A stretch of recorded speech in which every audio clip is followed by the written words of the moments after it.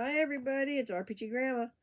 So, we took a quick look into Portal Adventure last episode. Yes, we're going to get into more details. Like they have psionics in here. I need to pick up the psionic series I was doing. Um, but, uh, Dungeon Crawl Classics.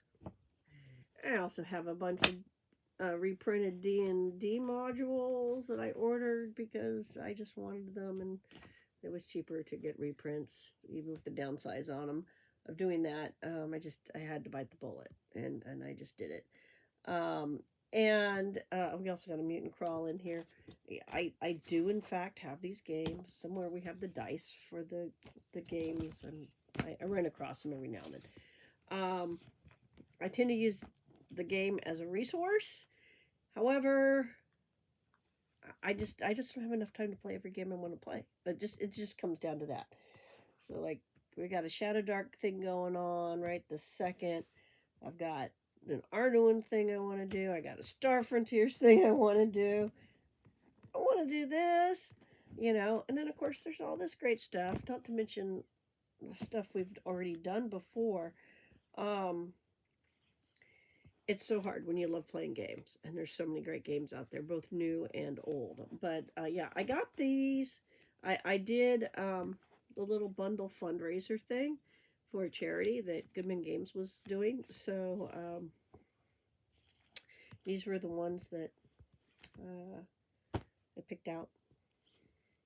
Came with the bundle in the printed form, and then a whole bunch of other stuff was PDF. I'm not. I have PDFs. I will use them. Honestly, I'm a book person. That's just the truth. Because the PDFs are great. My little portable iPad is wonderful, but a lot of times, I don't have power and whatnot.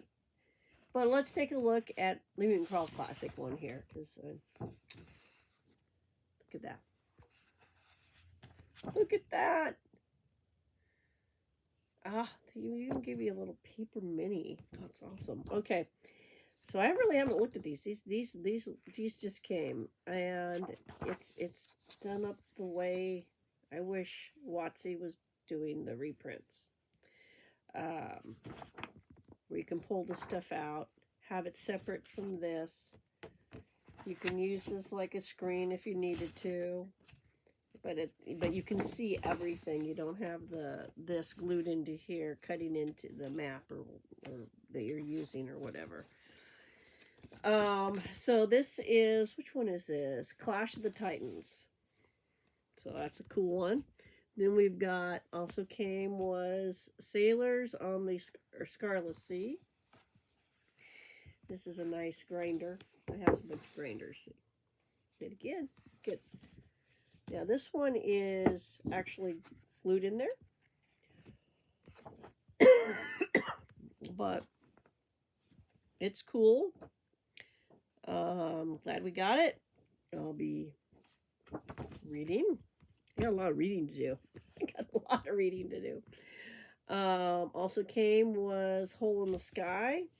Again, this one's glued in as well. But so these are gonna be fun to read. See the creativity in here.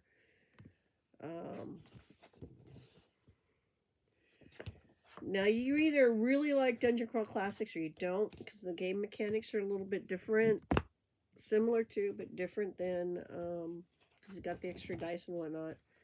And there's some things that are different about it than say modern D&D or old school style D&D. Against the Thieves Guild, it's a level 2 adventure. So I think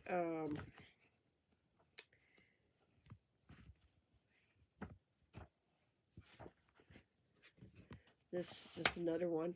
The thing is, when you get pre-printed stuff like this, even if it's for a game system you don't have or you're not currently running, pilfer, recycle, recycle, recycle. It is your friend. Like, look at this image. It's great.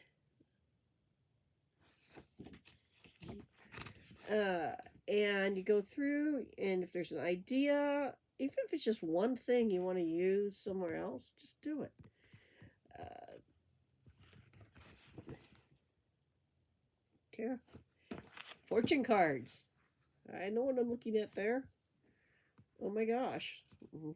So, I'll have to print that out on some cardstock, and because I don't want to cut up the book.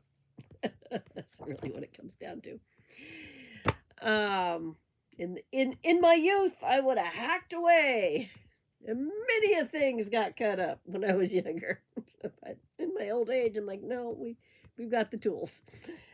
So these came, and what I see so far, I'm really happy with. I will be looking through them.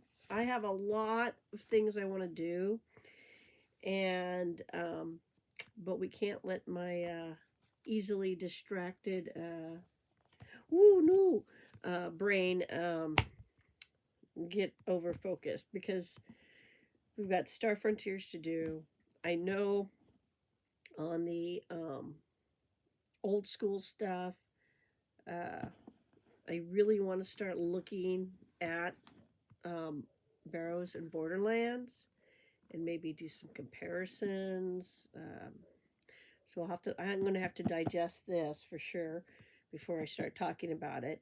I know I have to look where I left off on the psionics videos from a while back, and see what I got done and what I didn't get done, and take a look at that.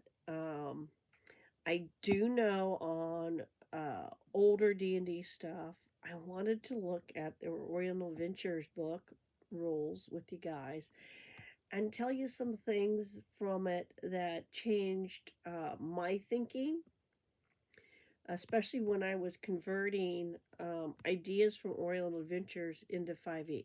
And by the way, there's no right way to convert anything. It's what works for you and whatever game you're playing. And so maybe I'll convert it into like Shadow Dark or something. But so that's like a lot of stuff just there, and then there's always other stuff. I've got books here that I got for my birthday and for Christmas presents that I haven't even put up yet. um and then there's N2, supposedly the worst adventure ever. Well, it does have some problems. So N2 is like a special little project that I've been like poking at and just like writing notes and putting stickies throughout it. And I don't know. I want to do something special with N2. I want to represent it in a way that's not weird or creepy and not confusing and makes sense to modern players.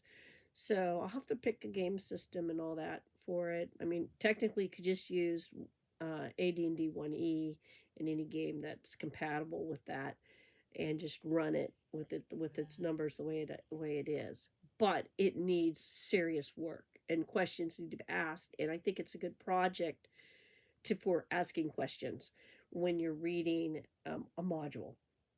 Um, and because it has so much hate directed at it on YouTube, so I got a reprint of it so I could see, because it's not one I ever played or remember playing, so I could see how much of that, is that really in there, and if so, why did they do that?